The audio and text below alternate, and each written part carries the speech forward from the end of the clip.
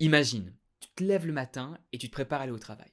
Et tu sais que quoi que tu fasses aujourd'hui, cela ne servira à rien. Tu peux passer ton temps à préparer des slides, des dashboards, des présentations qui ne seront jamais réellement utilisées, qui n'auront aucun impact. Ou résoudre tous les jours les mêmes problèmes car un système IT est mal conçu. Ou au contraire, juste remplir des checklists et avoir fini ton travail en quelques heures, te demandant si ton boss sait à quel point tu n'as rien à faire. Mais dans tous les cas, ton job est un job à la con.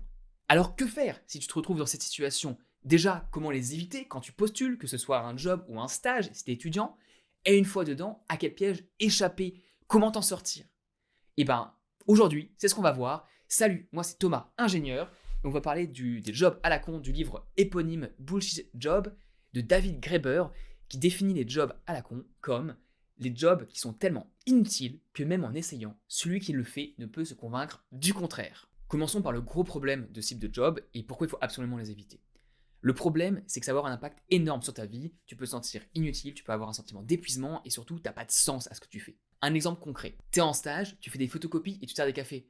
Génial, est-ce que t'es pas en train de perdre 3 à 6 mois de ta vie?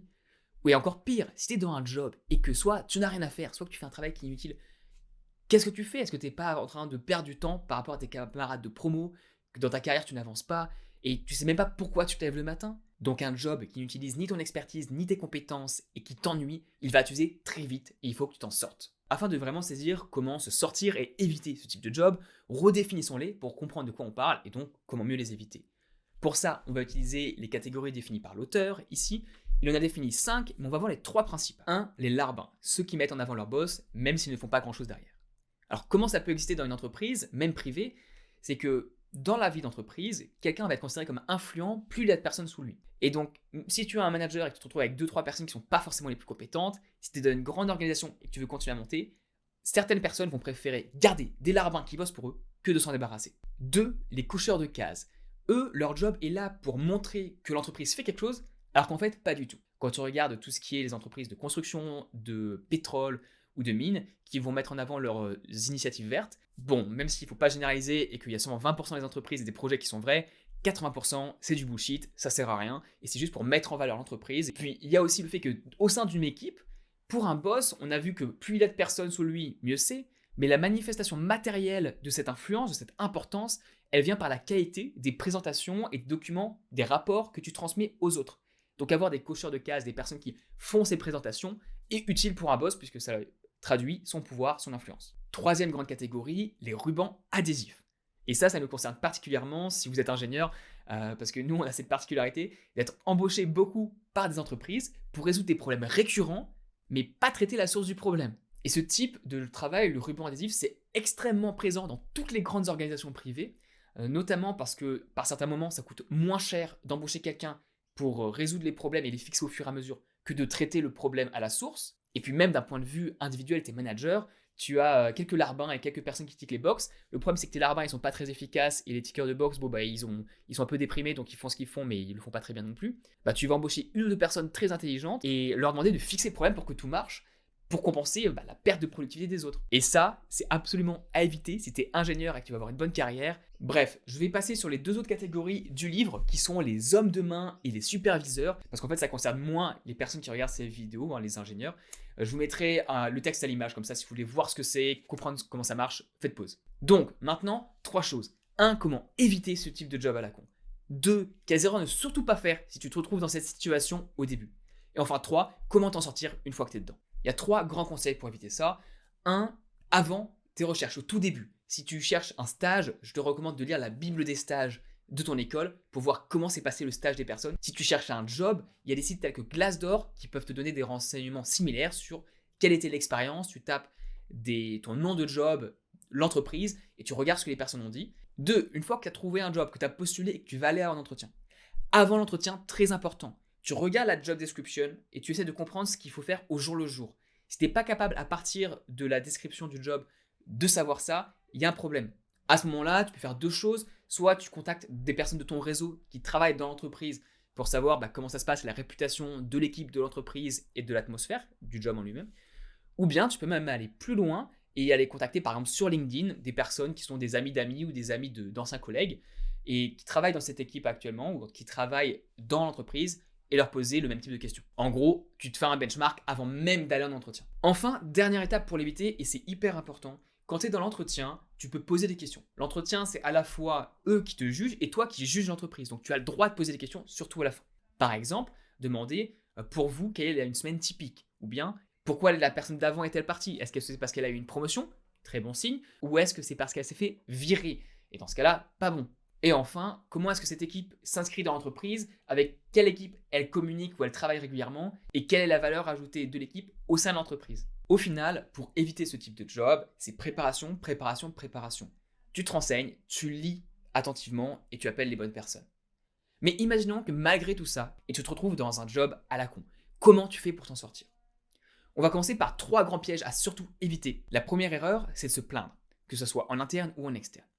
Parce que quand tu arrives dans un nouveau travail, déjà, donne-toi le temps de comprendre ton environnement. Quand je dis donne-toi le temps, en pratique, c'est que tu donnes quelques semaines, 4, 6, 8 semaines. Et une fois que tu comprends le travail que tu as à faire et ton environnement, parle-en avec tes collègues au début. Essaie de voir comment est-ce que les personnes se situent par rapport à ça. Est-ce que tu es le seul à ressentir cela? Mais si tu vas te plaindre, ça va être vu très négativement par tes collègues qui sont là depuis longtemps, par ton boss potentiellement. Prends sur toi pendant quelques semaines, regarde comment ça se passe.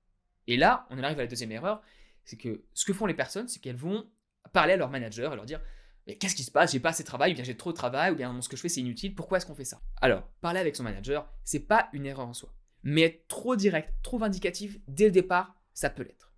Pourquoi? Mettons-nous dans la peau du manager 30 secondes.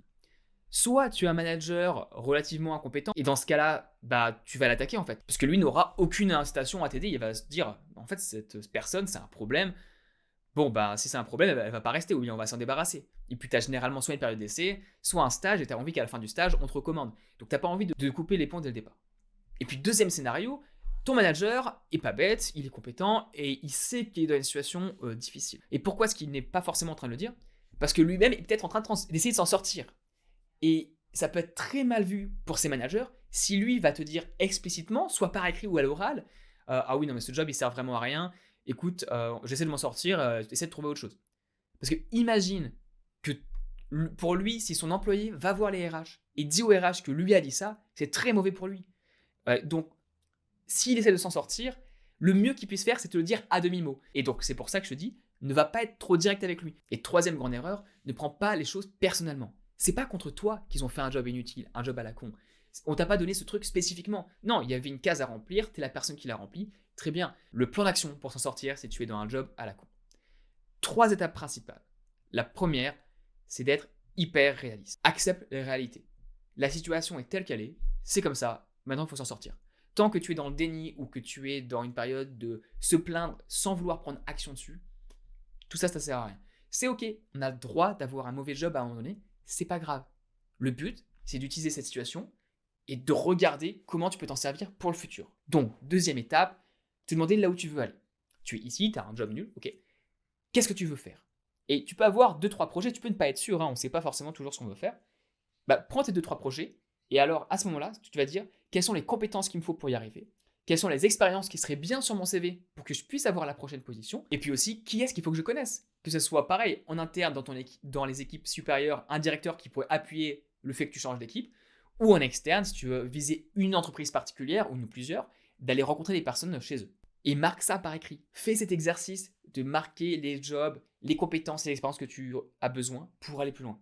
Parce que ça va être utile pour la troisième étape, utilise ce job comme un tremplin. Et tu as 2 cas de figure.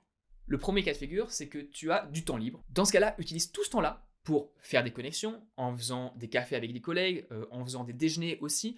Des déjeuners en interne, mais tu peux aussi utiliser si tu es dans la ville pour aller voir des personnes des autres compagnies autour. Ça, c'est l'aspect networking, mais tu peux aussi travailler sur tes compétences pro en faisant soit en apprenant un nouveau langage de code, soit en apprenant une langue, soit même en faisant une expérience à côté qui t'apporte une plus-value.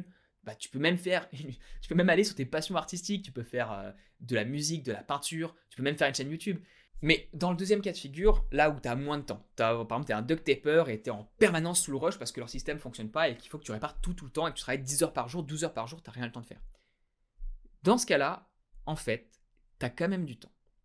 Alors ça peut paraître contre-intuitif et laisse-moi t'expliquer. Si jamais tu es un peu moins performant, que tu passes 1 à 2 heures, sans forcément le dire, à faire ce que tu veux le matin, par exemple, quand tu arrives, comme ça tu es sûr de prendre ton temps en premier. Mais tu fais moins de choses, tu délivres moins. L'équipe, ils vont soit donner un peu plus de tâches à d'autres personnes, parce qu'il faut à un moment donné que le job soit fait, soit en fait, ils vont pas faire grand-chose, ils vont pas te virer. Parce que t'es la personne qui fait les trucs. Ils vont pas se tirer une balle dans le pied en enlevant la seule personne qui bosse. Alors même si elle est un peu moins productive, ils vont pas être contents. Ils vont peut-être te réprimander, ils vont peut-être te parler en 1-1 en disant faut que tu sois plus efficace quand même. Mais ils vont pas te virer si t'es vraiment la seule personne qui le fait. Dans tous les cas, garde une attitude ultra positive parce que ça va te protéger. En somme, sois hyper réaliste, vois où tu veux aller et fais ce qu'il faut. Prends-toi en main, sois proactif pour faire les actions et arriver à développer tes compétences, ton réseau et ton expérience. Et pour continuer à comprendre comment le monde du travail fonctionne réellement, je t'incite à aller voir la prochaine vidéo. Bon courage!